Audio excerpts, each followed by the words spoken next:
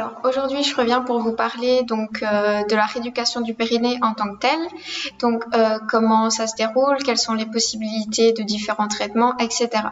Donc tout premièrement, la rééducation du périnée commence en une éducation, information au niveau du patient, au niveau des règles d'hygiène et comportementales que le patient doit adopter pour rééduquer son périnée.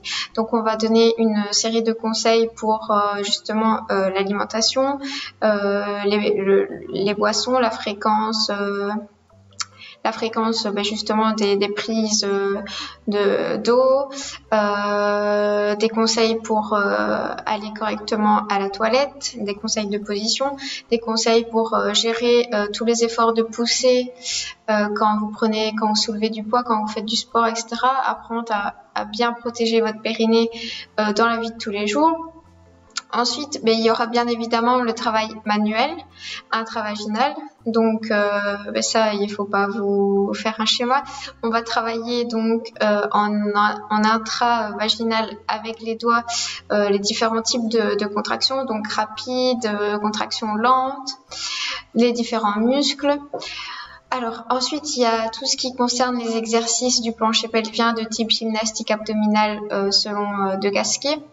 Donc ça, c'est surtout des exercices que vous allez pouvoir faire à la maison entre les séances, mais pour dire de travailler encore plus et surtout de poursuivre la rééducation après que les séances de kiné soient terminées. Il y a également le biofeedback. Donc ça, c'est à l'aide d'une machine qui est connectée à une sonde qu'on va placer en intravaginal. Cette sonde va capter les contractions de votre périnée et sur un ordinateur, je vous mettrai une photo de ma machine juste ici, sur un ordinateur, vous allez pouvoir observer votre contraction et vous allez devoir suivre des petits schémas avec votre périnée pour apprendre les différents types de contractions. Et enfin, il y a l'électrostimulation. Donc ça, c'est vraiment via la sonde encore, mais c'est envoyer du courant électrique pour réveiller le plancher pelvien et ou inhiber les contractions involontaires de la vessie.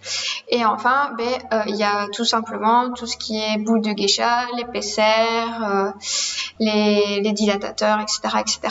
Et enfin, il y a le travail intravaginal, mais plutôt de détente. Donc, on peut en intravaginal manuel, on peut très bien faire du renforcement ou bien de la détente, du contracté relâché, travailler sur les points douloureux, etc., etc. Donc, vous voyez, c'est une rééducation assez complète et complexe.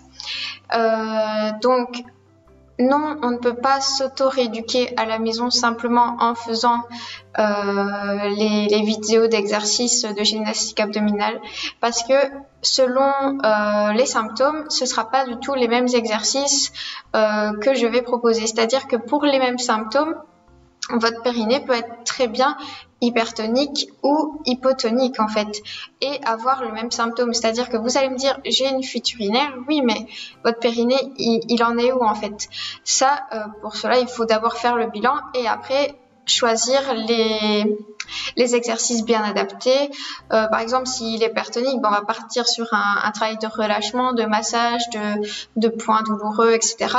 Et si vous avez un périnée hypotonique, là on ira directement sur du renforcement pur et dur.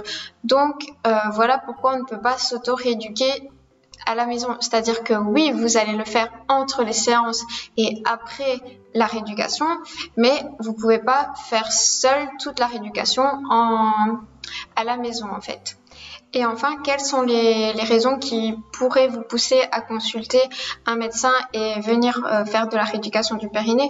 Tout simplement, si vous répondez oui à une des questions que je vais vous citer, une rééducation est nécessaire. Donc, est-ce que vous êtes constipé? Est-ce que vous avez des gouttes urinaires involontaires? Est-ce que vous avez des douleurs, que ce soit au rapport, à la miction, à la défécation, etc. Et enfin, est-ce que vous avez du mal à retenir un gaz? Si vous avez répondu oui à une ou plusieurs questions, là, oui, il est nécessaire de faire une rééducation. Et puis, que ce soit un petit ou un gros symptôme, du moment où ça impacte la qualité de vie, ben, allez-y en fait, faites de la rééducation, ça ne vous coûte rien, ça ne prend pas beaucoup de temps, ça demande de l'investissement, mais franchement, vous allez le regagner en termes de qualité de vie et il n'est jamais trop tard. Bien souvent, les femmes disent ah ben le gynéco me l'a pas prescrit après l'accouchement, je l'ai pas fait, j'ai pas eu le temps après l'accouchement, ben tant pis c'est trop tard. Ben non, en fait ce n'est pas trop tard. La rééducation du périnée peut être faite à tout âge et à n'importe quel moment. Donc surtout n'hésitez pas, si vous souffrez de cela et que ça impacte votre qualité de vie, n'hésitez pas à en parler à votre médecin qui vous enverra faire de la rééducation du périnée. Donc voilà, j'espère avoir répondu à vos questions et je vous dis à très bientôt pour de nouvelles vidéos.